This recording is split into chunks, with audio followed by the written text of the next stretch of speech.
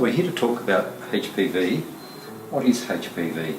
So HPV is the human papillomavirus, and it's actually a really nasty virus because many types of it can cause cancer in both women and men. And of course we know the main cancer it contributes to is cervical cancer.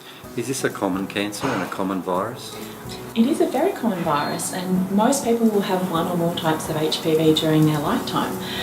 Fortunately, in most people, their immune system clears it up and they don't have any problems for it. But there's probably about 10 to 15% of people, we don't know who they're going to be, who don't clear the virus. It's a very sneaky virus. Once it gets into the cells, it can be really hard to get rid of. And that's why preventative strategy is really important to try and stop us from getting these cancer-causing viruses. What are the preventative strategies?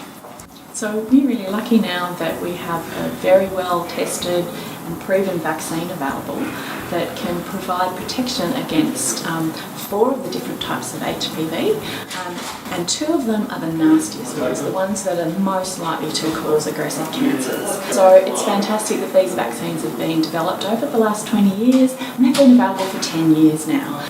We've given over 9 million doses in Australia and over 200 million doses have been given worldwide. We know these vaccines are really effective. We're already seeing decreased rates of pre-cancer lesions in young women in Australia, first country in the world to document this. So we're really confident they do provide the protection against cancer. The vaccination rate on the Gold Coast is very low and the Australian rate is not where we want it to be. People seem to be worried about the safety and the newness of the vaccine. What do you have to say to that? I completely understand their concerns. It is a frightening idea sometimes that you're going to jab your child with something that you don't fully understand. Even if you have the best will in the world, you want to protect them against cancer, which is fantastic.